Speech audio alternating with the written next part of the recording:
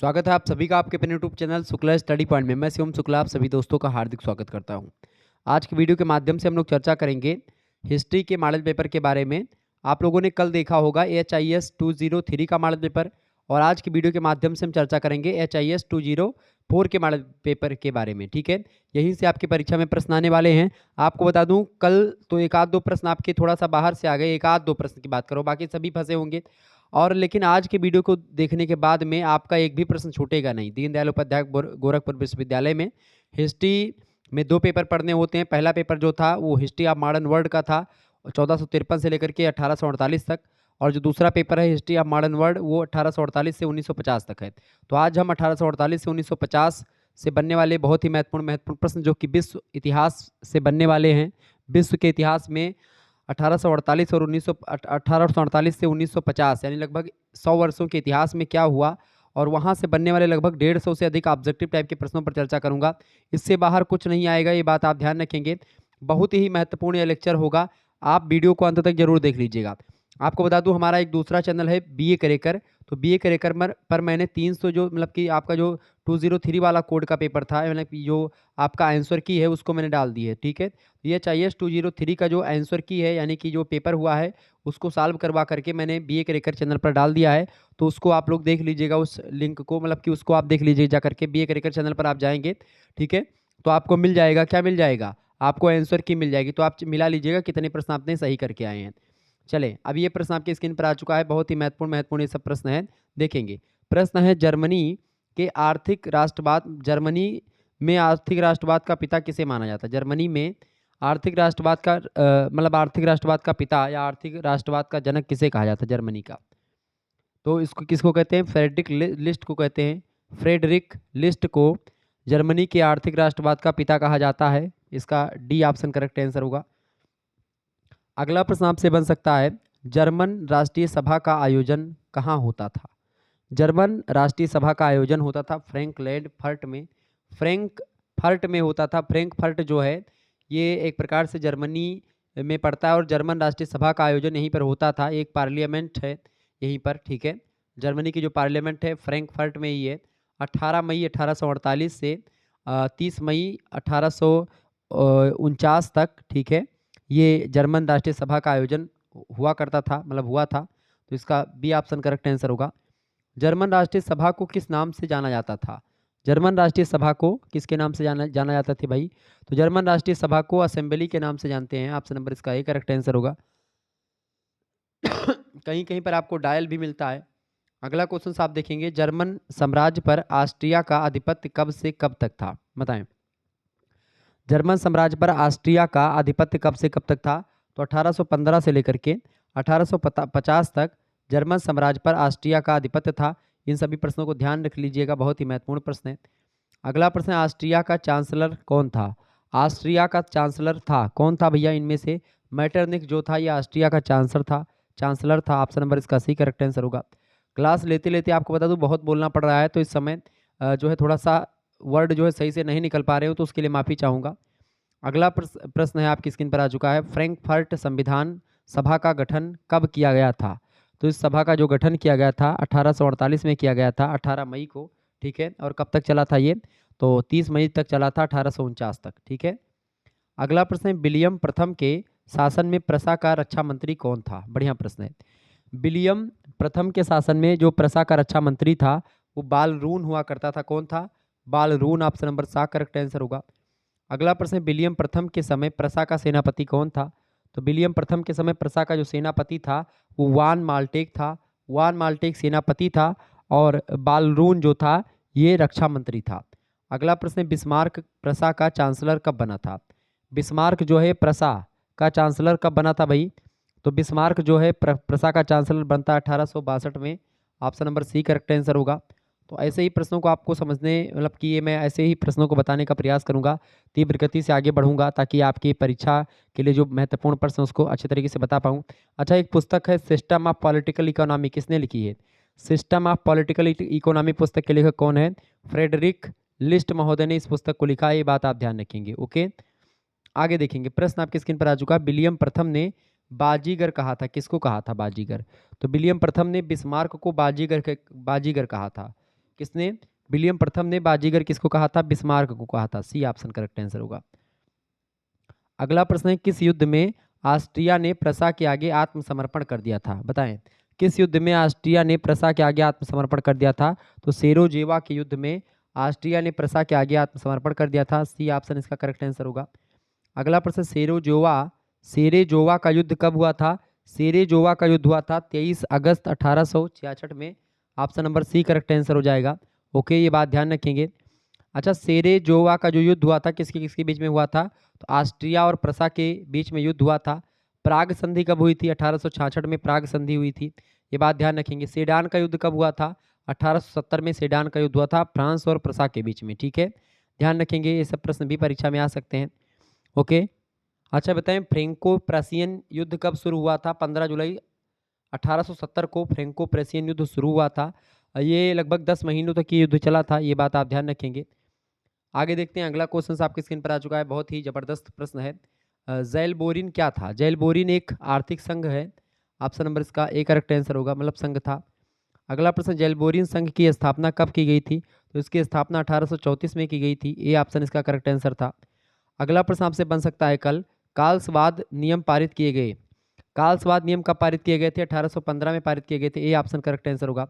आपको बता दूं, जो आपका मध्यकालीन इतिहास का पेपर होता है, जो है मध्यकालीन इतिहास का जो छठे सेमेस्टर में पेपर होता है आपका, छठे सेमेस्टर में सेकंड पेपर जो होता है, उसमें वैकल्पिक पेपर में आधुनिक विश्व का इतिहास आपको पढ़ना होता है कुछ विश्वविद्यालयों में। तो उसके लिए 6 सेमेस्टर में भी ये सिलेबस शामिल है, तो उसके लिए भी बहुत महत्वपूर्ण होगा। ठीक है, कुछ यूनिवर्सिटी में 5 सेमेस्टर में भी संकलित है।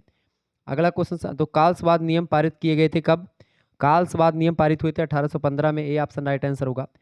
अगला प्रश्न, पागलपन की अवस्था में फ्रेडरिक विलियम चतुर्थ की मृत्यु कब हुई थी? बताएं, पागलपन की अवस्था में फ्रेडरिक विलियम चतुर्थ की मृत्यु हुई थी 1861 में। ऑप्शन नंबर इसका ए करेक्ट आंसर होगा।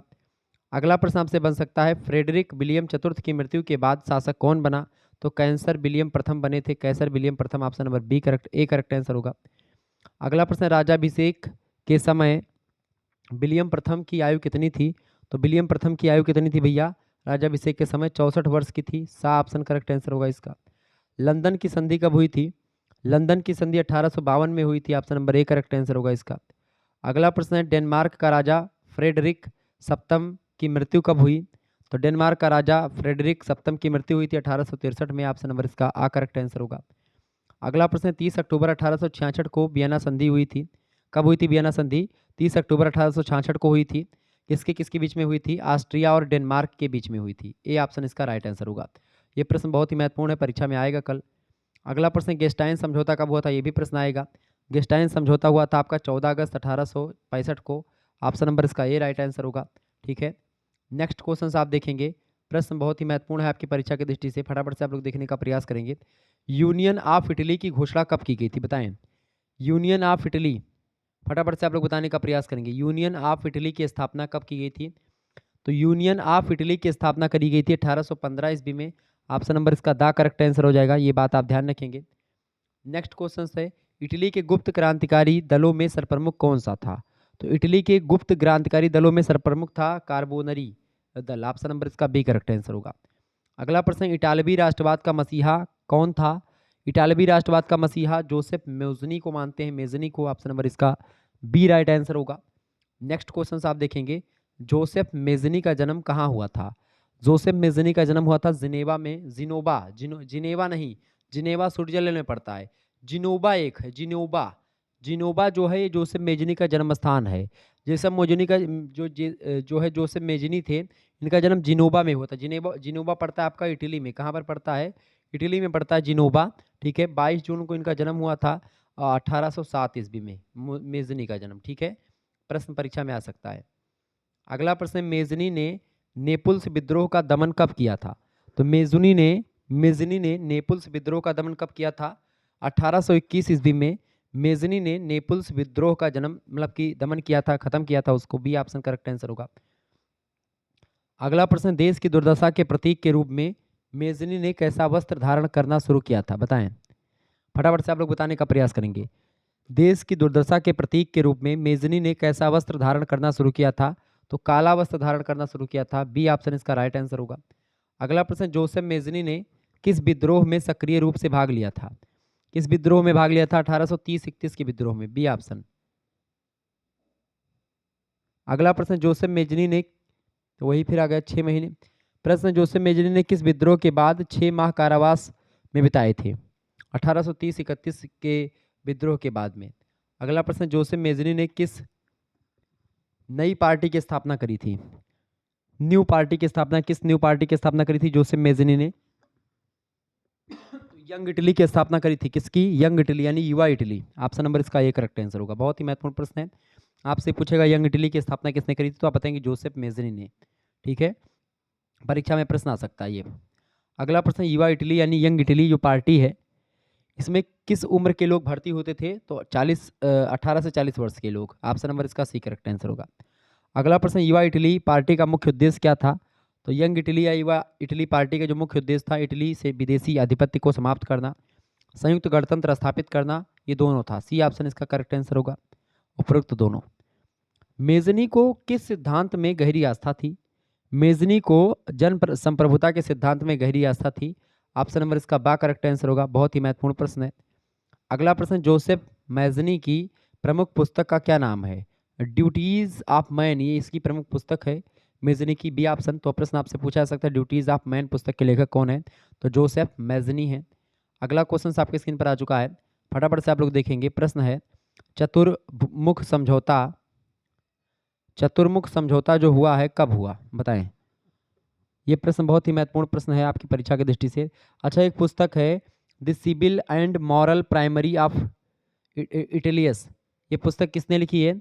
ये विंसेजो गियोबर्टी ने इस पुस्तक को लिखा है। ये बात आप ध्यान रखेंगे। ठीक है,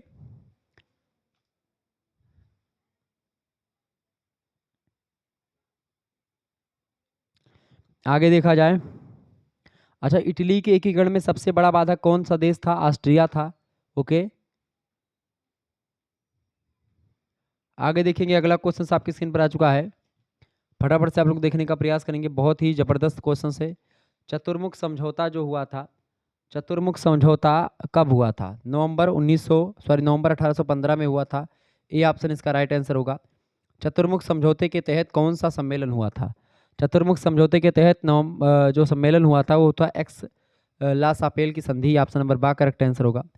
अगला प्रश्न, वियना कांग्रेस में दास मुक्ति का प्रावधान किसकी पहल पर लाया गया? वियना कांग्रेस में दास मुक्ति का जो प्रावधान था वो इंग्लैंड की पहल पर लाया गया था। इंग्लैंड की पहल, option number A correct answer होगा इसका। अगला प्रश्न, वियना कांग्रेस का पहला सिद्धांत कौन सा था? वियना कांग्रेस का जो पहला सिद्धांत था वो था मुआवजा व पुरस्कार का सिद्धांत। ऑप्शन नंबर इसका आ करेक्ट आंसर होगा। वियना कांग्रेस का अंतिम सिद्धांत कौन सा था? तो इसका अंतिम सिद्धांत था सजा का सिद्धांत। Option number A correct answer होगा। वियना कांग्रेस का तीसरा सिद्धांत कौन सा था? तो सजा का सिद्धांत तीसरा सिद्धांत था। सॉरी, तीसरा सिद्धांत कौन सा था? सजा का सिद्धांत। वियना कांग्रेस का, सॉरी एक मिनट, वियना कांग्रेस का अंतिम सिद्धांत कौन सा था? अंतिम सिद्धांत आपका था भैया सजा का सिद्धांत। ठीक है, पहला सिद्धांत आपका कौन सा था? मुआवजा का सिद्धांत, मुआवजा और पुरस्कार का सिद्धांत। और जो आपका तीसरा सिद्धांत था वियना कांग्रेस का वो था वैधता का सिद्धांत। ऑप्शन नंबर इसका बी करेक्ट आंसर होगा।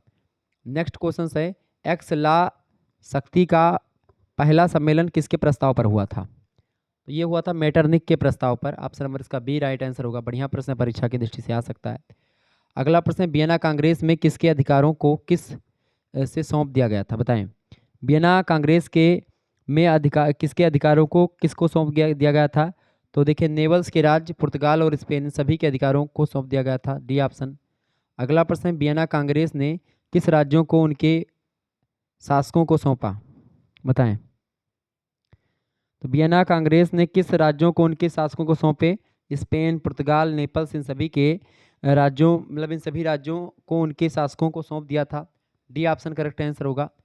अगला प्रश्न है, यूरोपीय जो है कंसर्ट, यूरोपीय कंसर्ट की स्थापना कब की गई थी? 19वीं शताब्दी में की गई थी। ठीक है, 19वीं सदी में। यूरोपीय कंसर्ट में दो प्रमुख प्रस्ताव जो थे वो थे पवित्र संघ की योजना और मतलब कि चतुर राष्ट्र मैत्री की योजना। ठीक है, ये एक प्रकार से दोनों इसकी इम्पोर्टेंट थी। और अलेक्जेंडर रूस के जो है जॉन अलेक्जेंडर जो थे, इसके मस्तिष्क मतलब कि पवित्र संघ की योजना ये रूस के जॉल मतलब कि जॉन अलेक्जेंडर के मस्तिष्क की उपज थी, ये बात ध्यान रखेंगे। ओके, आगे देखिएगा, अगला क्वेश्चन आपके स्क्रीन पर आ चुका है, फटाफट से आप देखेंगे। प्रश्न है, प्रथम विश्व युद्ध किस महाद्वीप में लड़ा गया था? प्रथम विश्व युद्ध जो है किस महाद्वीप में लड़ा गया था भाई? फटाफट से आप लोग बताने का प्रयास करेंगे। प्रथम विश्व युद्ध जो है किस महाद्वीप में लड़ा गया? तो यूरोप महाद्वीप में लड़ा गया था प्रथम महायुद्ध। ऑप्शन नंबर इसका बा करेक्ट आंसर होगा। अगला क्वेश्चन आप देखेंगे, अगला प्रश्न आपकी स्क्रीन पर आ चुका है, फटाफट से आप देखेंगे। प्रश्न है, निम्नलिखित में से किसने प्रथम विश्व युद्ध में भाग नहीं लिया था?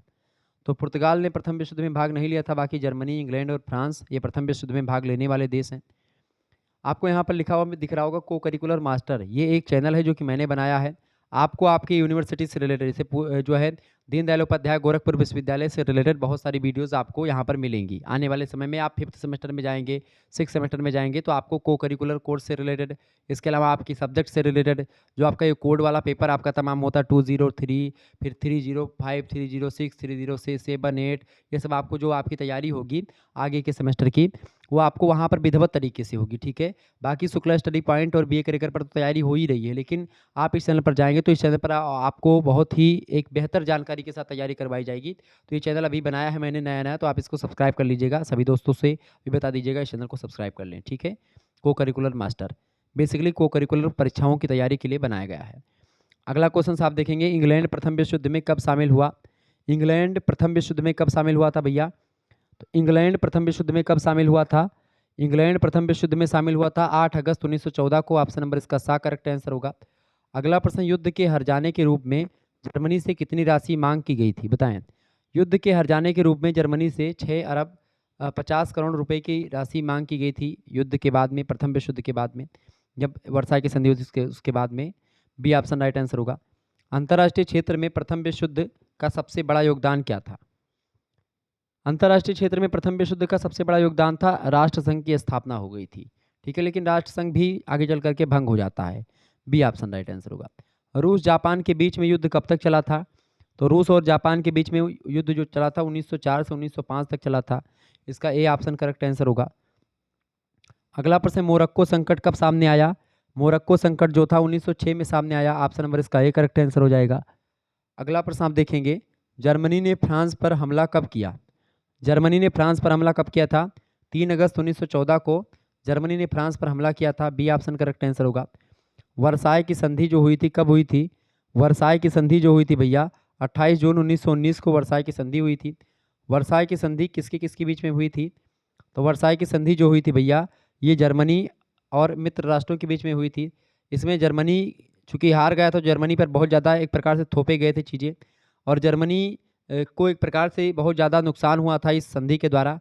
इसीलिए बाद में आप देखते हैं जर्मनी फिर से जो है आगे बढ़ता है। द्वितीय विश्व युद्ध की नींव कहीं ना कहीं पे ये वर्साई की संधि के द्वारा ही बो दी जाती है, ठीक है। ऑप्शन नंबर आ करेक्ट आंसर होगा इसका।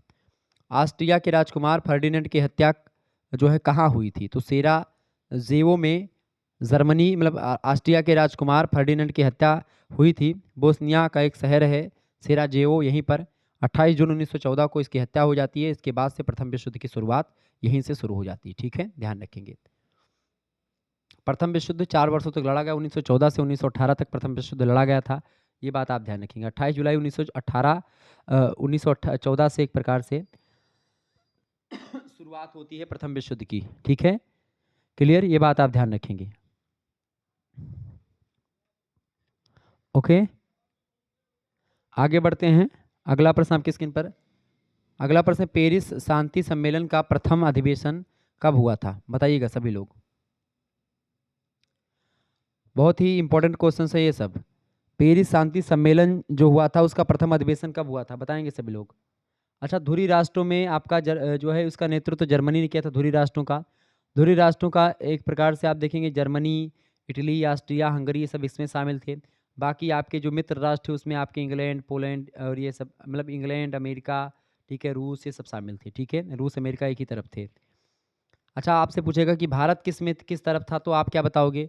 क्योंकि देखें भारत जो था वो इंग्लैंड का गुलाम था उस समय, उपनिवेश था इंग्लैंड का।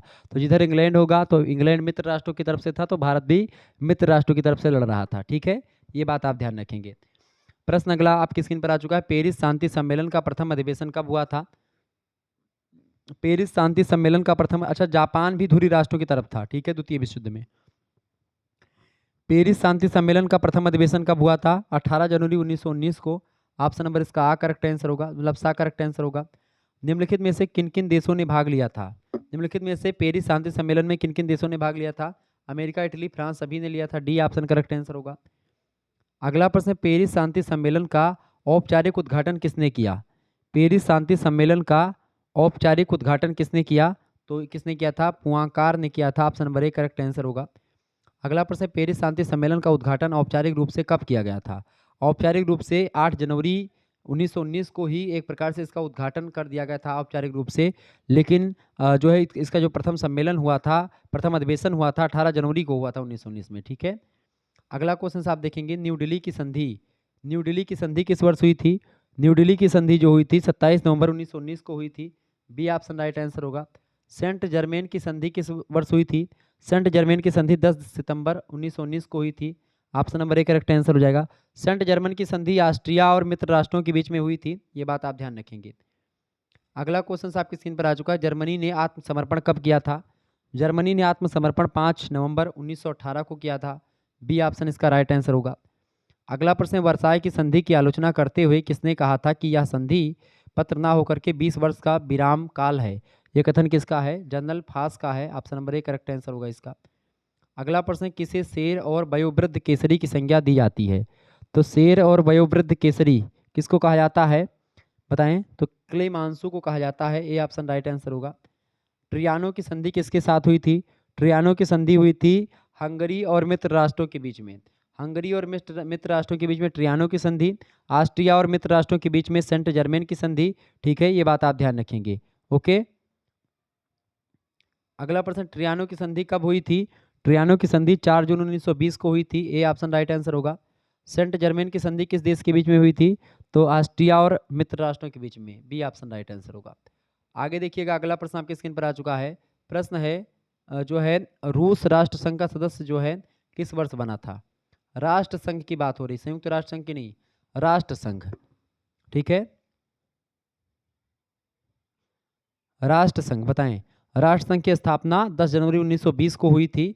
ये जो पहला राष्ट्र संघ था 1900, मतलब कि ये प्रथम विश्व युद्ध के बाद में जो राष्ट्र संघ बना था, ठीक है, लीग ऑफ नेशन जिसको बोलते हैं, ठीक है। तो इसकी स्थापना जो हुई थी, इसमें प्राथमिक सदस्य देश जो थे 32 थे, ठीक है। और अच्छा, इसको एक बदनाम माँ का अवैध संतान किसने कहा था? लीग ऑफ नेशन को एक बदनाम माँ का अवैध संतान कहा था नॉर्मन बेंटविच ने, ठीक है, ये बात आप ध्यान रखेंगे। इसकी स्थापना 10 जनवरी 1920 को हुई थी, ये बात ध्यान रखिए ताकि द्वितीय मतलब कि विश्व युद्ध ना हो। रूस राष्ट्र संघ का सदस्य किस वर्ष बना था? तो 1934 में बना था, 18 सितंबर को। Option number B correct answer होगा। जापान राष्ट्र संघ से कब पृथक हुआ, यानी कब अलग हो गया था? जापान 24 फरवरी 1933 को अलग हो गया था। ए ऑप्शन करेक्ट आंसर होगा। इटली राष्ट्र संघ से कब अलग हुआ था? तो इटली जो था ये 1937 में अलग हो गया था, 13 दिसंबर को। अगला प्रश्न आपकी स्क्रीन पर आ चुका है, राष्ट्र संघ की असेंबली की वार्षिक बैठक कहाँ होती थी? बताएं। राष्ट्र संघ की असेंबली की वार्षिक बैठक जो होती थी जिनेवा में होती थी। ए ऑप्शन करेक्ट आंसर होगा। अगला प्रश्न, राष्ट्र संघ की असेंबली द्वारा क्रमशः कितने अध्यक्ष व उपाध्यक्ष प्रतिवर्ष निर्वाचित होते थे? तो एक अध्यक्ष और 8 उपाध्यक्ष जो है निर्वाचित होते थे। ए ऑप्शन करेक्ट आंसर होगा। राष्ट्र संघ के सचिवालय का मुख्यालय कहाँ था? तो राष्ट्र संघ के सचिवालय का मुख्यालय जिनेवा स्विट्जरलैंड में था। ये ऑप्शन राइट आंसर होगा। स्पेन में गणतंत्रात्मक सरकार कब से कब तक चली? तो स्पेन में गणतंत्रात्मक सरकार जो थी 1936 से 1939 तक चली थी। ये ऑप्शन करेक्ट आंसर होगा। अगला प्रश्न, राष्ट्र संघ ने के सचिवालय में कुल कितने विभाग थे? तो राष्ट्र संघ के सचिवालय में 11 विभाग थे कुल मिलाकर के। बी ऑप्शन करेक्ट आंसर होगा इसका। अगला क्वेश्चन आप देखेंगे, अंतर्राष्ट्रीय न्यायालय की स्थापना कब की गई? अंतर्राष्ट्रीय न्यायालय की स्थापना कब की गई थी भैया? तो अंतर्राष्ट्रीय न्यायालय की स्थापना की गई थी जो है जो पहला था 20 दिसंबर 1920। अंतर्राष्ट्रीय न्यायालय की स्थापना जो है 1920 में करी गई थी, 20 दिसंबर को, ठीक है। और आपको बता दूं, अगर अंतर्राष्ट्रीय न्यायालय पूछे संयुक्त राष्ट्र संघ का, संयुक्त राष्ट्र संघ के अंतर्राष्ट्रीय न्यायालय की स्थापना 1945 में हुई थी, 26 जून को। लेकिन जो राष्ट्र संघ का अंतर्राष्ट्रीय न्यायालय था उसकी स्थापना 20 जनवरी मतलब 20 दिसंबर 1920 को हुई थी। अगला प्रश्न, अंतर्राष्ट्रीय न्यायालय की स्थापना कहाँ पर की गई थी? तो अंतर्राष्ट्रीय जो है ये वही प्रश्न फिर आ गया। अगला प्रश्न, अंतर्राष्ट्रीय न्यायालय के प्रारंभिक स्तर पर कितने न्यायाधीशों की नियुक्ति की गई? तो 11, बी ऑप्शन। अगला प्रश्न, राष्ट्रसंघ के इतिहास में पहली बार किस देश पर आर्थिक प्रतिबंध लगाया गया था? तो इटली पर आर्थिक प्रतिबंध लगा दिया गया था, बी ऑप्शन इसका करेक्ट आंसर होगा। आगे देखिएगा, अगला प्रश्न आपकी स्क्रीन पर आ चुका है, फटाफट से आप लोग देखेंगे और वीडियो को लाइक और शेयर जरूर कर दीजिएगा। चेका का संगठन किससे था? बताएं, चेका का संगठन किससे था? लेनिन, मार्क्स, साइमन या कोई नहीं? तो चेका का संबंध जो था वो लेनिन से था। ठीक है, चेका का जो संगठन है इसकी स्थापना, मतलब इसका संगठन कब किया गया था चेका का? 1917 में। अगला प्रश्न, लाल सेना का संबंध किस क्रांति से था? लाल सेना का गठन 1917 में ही हुआ था, रूसी क्रांति यानी बोल्शेविक क्रांति से था। Option number C correct answer होगा। अगला प्रश्न आप देखेंगे, एक जार, एक चर्च और एक रूस का नारा किसने दिया था? निकोलस द्वितीय का नारा है, ऑप्शन नंबर इसका सी करेक्ट आंसर हो जाएगा। कहीं कहीं पर आपको निकोलस फर्स्ट मिलेगा लेकिन वो गलत है, निकोलस द्वितीय राइट आंसर होगा। अगला प्रश्न है, रूस में सर्वाधिक जनसंख्या किसकी थी? रूस में सर्वाधिक जनसंख्या थी स्लाव की, option number B correct answer होगा। अगला प्रश्न है, अन्ना कैरेनिना का लेखक कौन था? अन्ना कैरेनिना का लेखक कौन था? तो लियो टॉलस्टॉय जो है ये अन्ना कैरेनिना पुस्तक के लेखक है। बहुत ही महत्वपूर्ण प्रश्न है ये। अगला प्रश्न, शून्यवाद का जनक किसे माना जाता है? शून्यवाद का जनक जो माना जाता है वो तुर्गनेव को मानते हैं, सी ऑप्शन राइट आंसर होगा। ये भी प्रश्न आपकी परीक्षा की दृष्टि से इंपॉर्टेंट है। रूसी साम्यवाद का जनक किसे माना जाता है?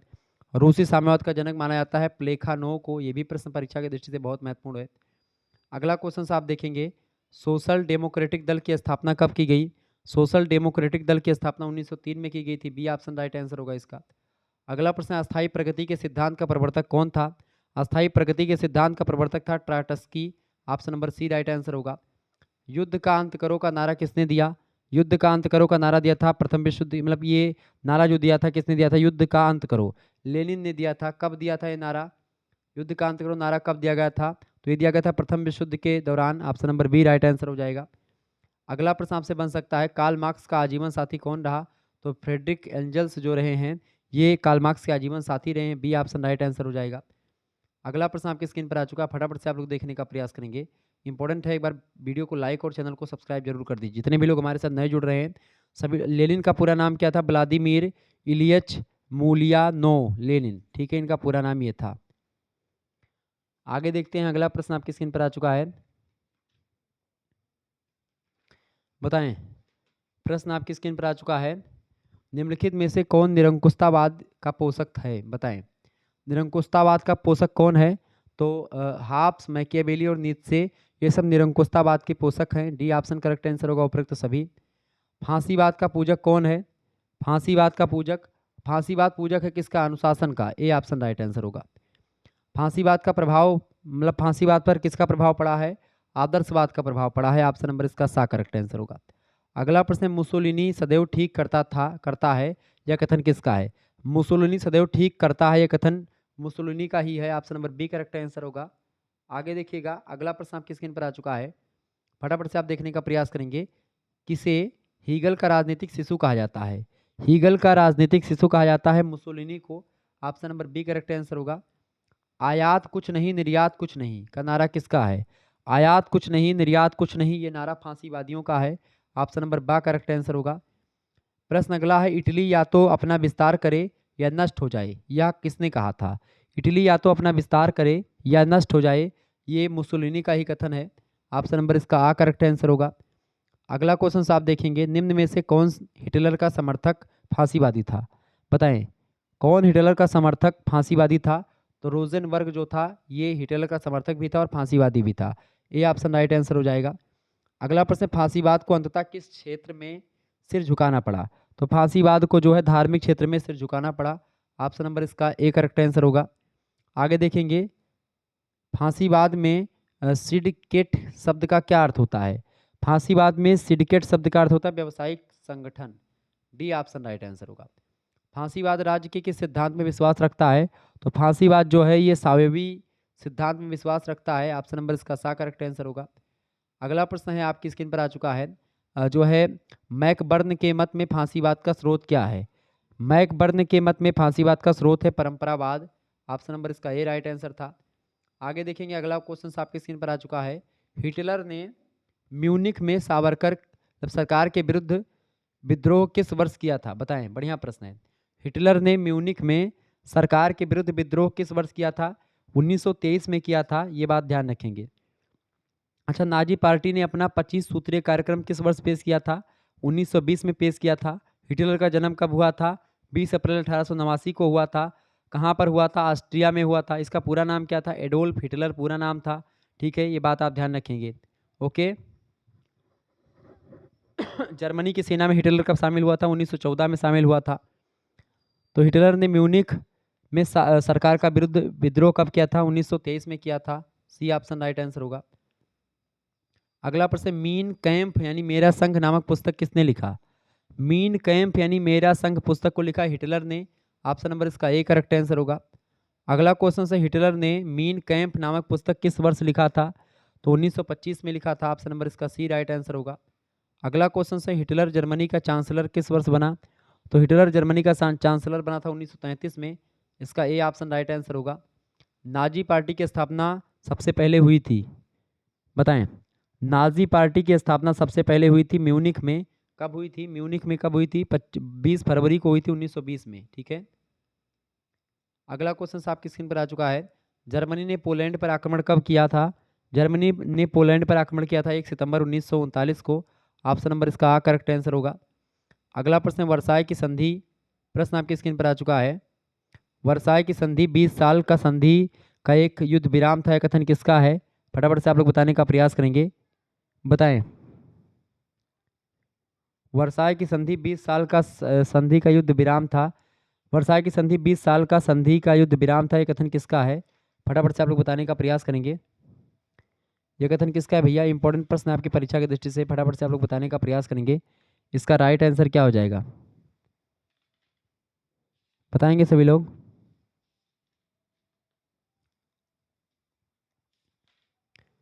इंपॉर्टेंट क्वेश्चन है परीक्षा की दृष्टि से आपके, बताएं।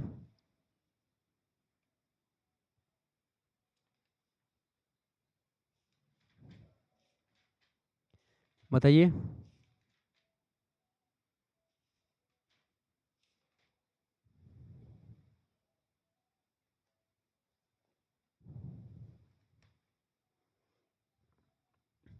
जनरल लुडेख डार्फ या मार्शल फाच या मार्शल हिडेनबर्ग। तो वर्साय की संधि 20 साल का संधि का युद्ध विराम था, यह कथन किसका है भाई? तो मार्शल फाच का है। बी ऑप्शन राइट आंसर होगा। विश्वव्यापी आर्थिक मंदी आरंभ हुई थी। विश्वव्यापी आर्थिक मंदी जो थी 1929 में आरंभ हुई थी। ए ऑप्शन करेक्ट आंसर होगा। अगला प्रश्न, हिटलर ने रूस पर आक्रमण कब किया था? हिटलर ने रूस पर आक्रमण 1941 में किया था। सी ऑप्शन करेक्ट आंसर होगा। जापान ने अमेरिका के किस द्वीप पर अचानक आक्रमण कर दिया था? तो जापान ने अमेरिका के किस द्वीप पर, हवाई द्वीप पर अचानक से आक्रमण कर दिया था। डी ऑप्शन राइट आंसर होगा। द्वितीय विश्व युद्ध कब से कब तक चला? द्वितीय विश्व युद्ध 1939 में प्रारंभ हुआ था, 1945 तक चला था। ठीक है, सा ऑप्शन करेक्ट आंसर होगा। जर्मनी ने पोलैंड पर आक्रमण कब किया था? 1 सितंबर 1939 को, और यहीं से प्रारंभ हो गया था द्वितीय विश्व युद्ध। ए ऑप्शन राइट आंसर होगा। आगे देखेंगे, अगला प्रश्न आपकी स्क्रीन पर आ चुका है। संयुक्त राष्ट्र संघ की स्थापना कब हुआ था, बताएं। संयुक्त राष्ट्र संघ की स्थापना कब हुई थी? फटाफट से आप लोग बताने का प्रयास करेंगे। संयुक्त राष्ट्र संघ की जो स्थापना हुई है कब हुई, बताएं।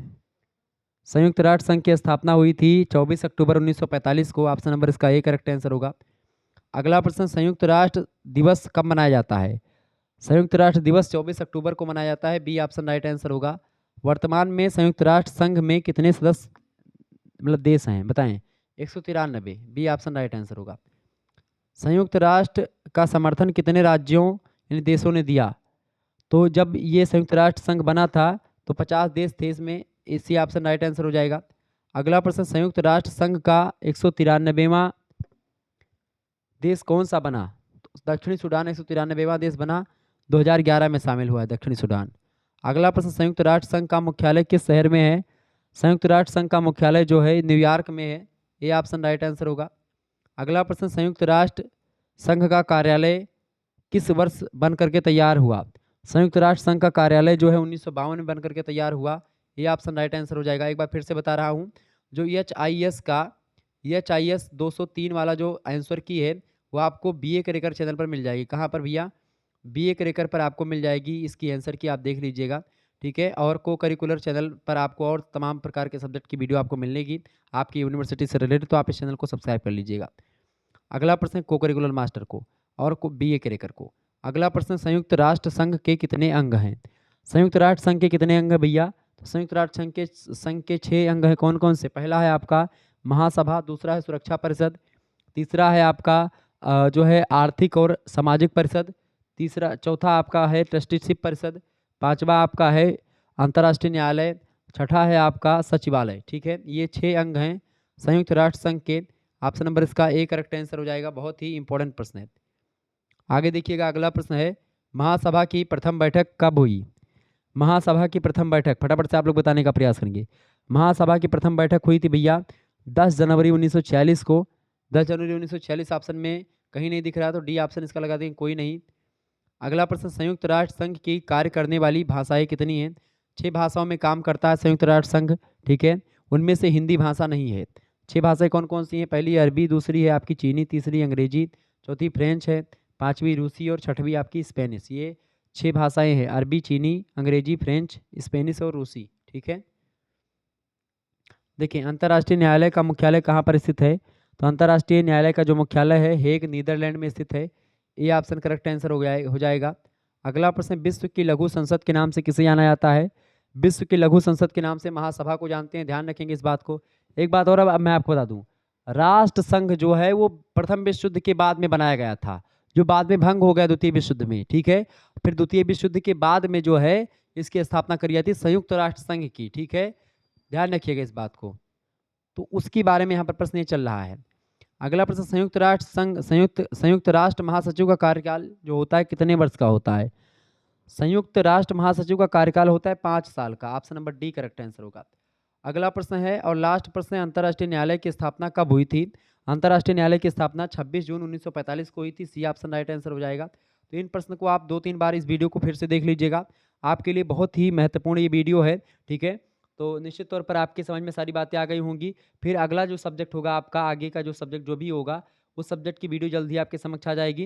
यानी कल जो होगा, यानी आपकी वीडियो जो मतलब कि कल जो भी पेपर होगा या परसों जो भी पेपर होगा उसकी वीडियो कल भी, जैसे कि आज आप लोग देख रहे हैं रात में, ऐसे ही आप देखेंगे हर पेपर के एक दिन पहले आपको शुक्ला स्टडी पॉइंट पर वीडियो मिलती रहेगी आपके यूनिवर्सिटी से रिलेटेड। धन्यवाद, मिलते हैं नेक्स्ट वीडियो में। बहुत बहुत धन्यवाद।